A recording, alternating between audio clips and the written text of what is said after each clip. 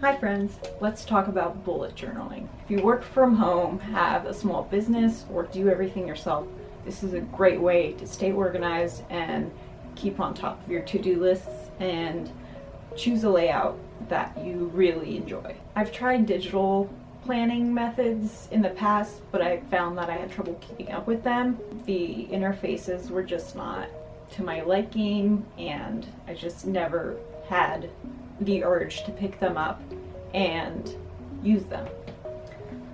Bullet journal is lightweight, it won't get stolen, it doesn't cost a lot of money, and it won't shatter if you break it. Being a designer, I am very picky about the way that I lay out things on my pages, and it really helps with the flow because you're in charge of the weekly layouts, monthly layouts, yearly layouts, and you can really pick and choose whatever you want to do.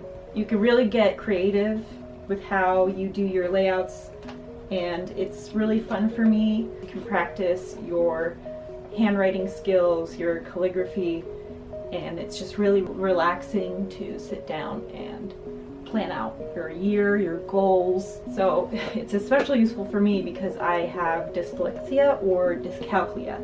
So dates for me are very hard to visualize, and planning can be a bit of a nightmare because if you tell me a date or a time, it'll literally just slip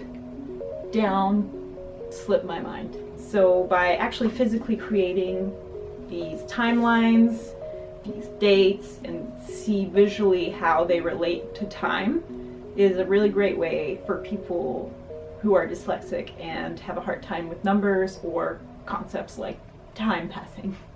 So I'm going to show you the current layouts that I like using and how to use them yourself, and some supplies that I really like to use currently. Now I'm pretty new to this, so keep that in mind.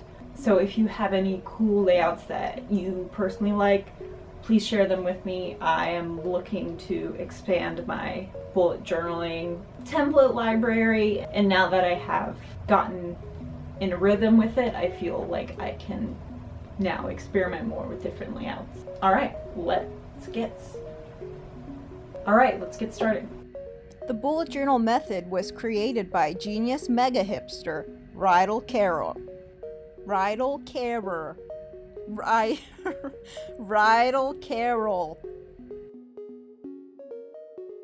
only symbols that I really use are the completed and migrated symbols. When you first start out, you might notice that you're a little rusty with everything, and you can see that here. This one I made in April, and I was first numbering all the grids, trying to figure out my layout, and now I have it gotten down sort of and have been experimenting with different colors and fun stuff like that.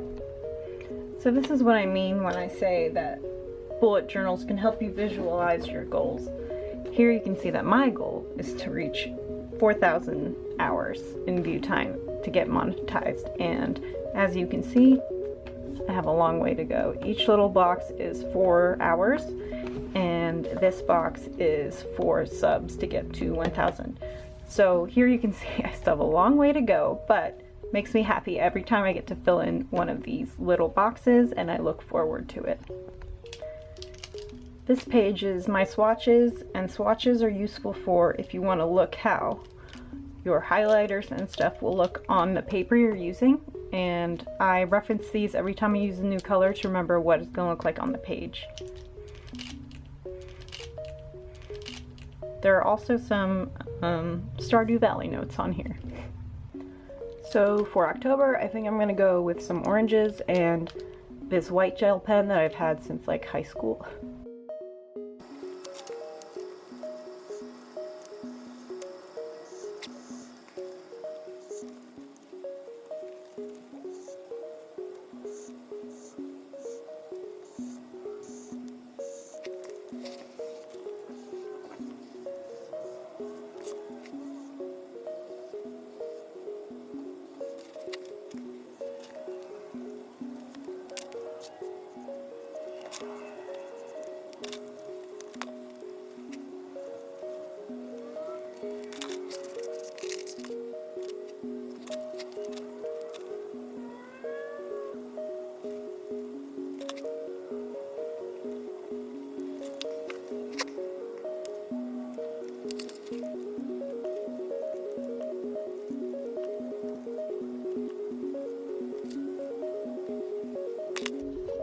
So now that I have my at-a-glance month spread, I will move on to my weekly spreads. And I'm just using the previous month as a reference.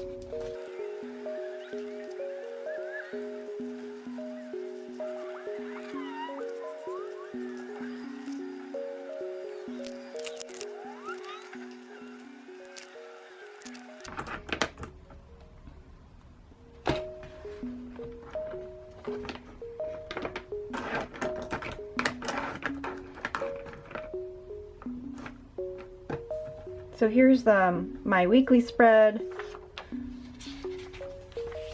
and my monthly spreads, and I hope you enjoyed this little tutorial, and I hope that it helps you plan. And for each of these little segments here, I usually just do a to-do list, and then if I can't finish some of the tasks, I move them to the next day. So it's a sort of like no pressure kind of thing where you can just move tasks to the next day until you're done.